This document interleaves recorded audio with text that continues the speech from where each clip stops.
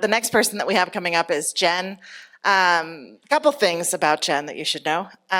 She thinks that pedicabs are monsters in general, that they don't follow any rules, that other traffic goers should, and that they're problematic. She also said that people will call her up to be the hype man. This is a crucial note to keep in mind for her talk. And last but not least, a third thing, which I've forgotten. I just remembered.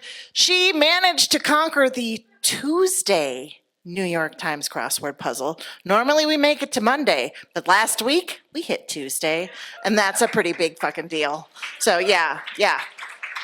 I can't wait for you to meet Jen. She's fantastic. Jen, come to the stage.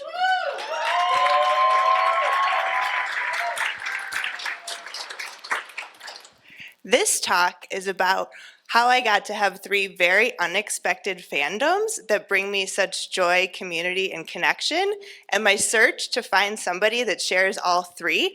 I haven't found that person yet, but maybe it's here in this room. In terms of my past road to fandom, honestly, I didn't get it. Growing up, I liked things. I liked Star Wars, the band Savage Garden, the Chicago Bears, but the time, the energy, the commitment that went with fandom, not for me. The closest I came was the Chicago Cubs. It was a family fandom. I was very excited when they won the World Series. Embarrassingly, I cannot tell you who was on that team. I was wearing the hat. I was not a fan. Unlike this man, my wonderful husband-to-be, when I met him, he is a true fan. U.S. men's soccer in particular. He travels for it. Much of his friends and community are all through soccer. Also, the downside of this type of fandom, when the U.S. men's team lost to Trinidad and Tobago in 2017 and didn't make the World Cup, this is what he looked like. He tried to warn me, but he was a very sad boy. My first fandom started behind the Denver Nuggets bench. I had no interest in basketball, agreed to go on a date, sat behind the bench, watched the players interact and the psychology of it. I'm a counselor. I loved it. My favorite player, Wancho, he didn't really play, but he cheered, and it was the best. And 2018, great time to be a Nuggets fan, because in 2023, we won the championship. This is me right after it happened. I was very excited. 10th player on that bench was Zeke Naji. So this is a picture of this background. If some of you may know all too well what it's from, it is from Folklore. It was July 2020. Taylor Swift's album came out. I was a fan of hers before, but I really dove into it after that. And I got to the point where this is me nervously waiting for my favorite song to come on. Shout out to Mike. 5 hours on Ticketmaster to get these tickets, true fan to true fan. I appreciate you. Thank you very much.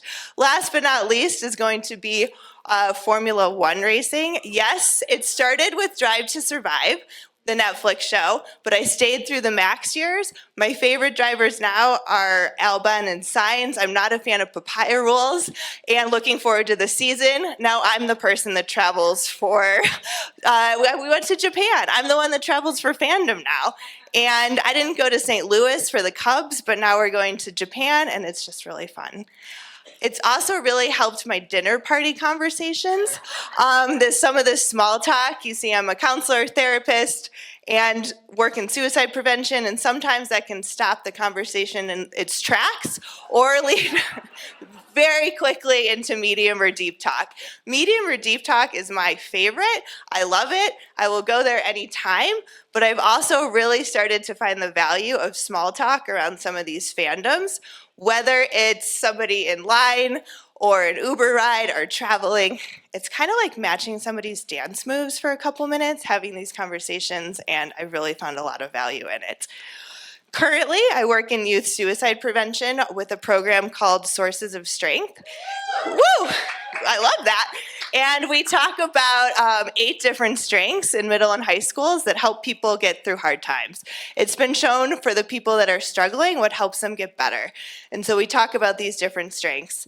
These are the 8 strengths. When thinking about my fandoms, I really realized there was connections. Positive friends, Nuggets community is a really big part of my life now.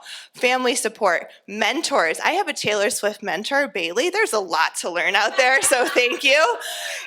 And ultimately, these fandoms have really just brought so much joy and connection to my life in these really unexpected ways.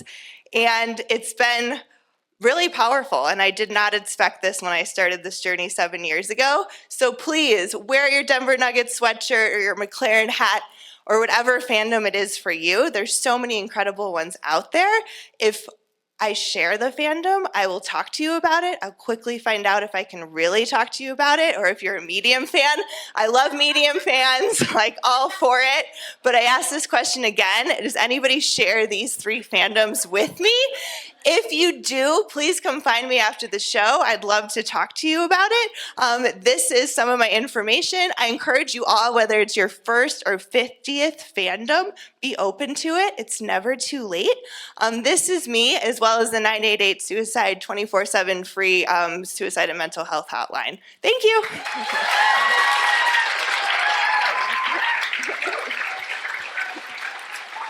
That was amazing.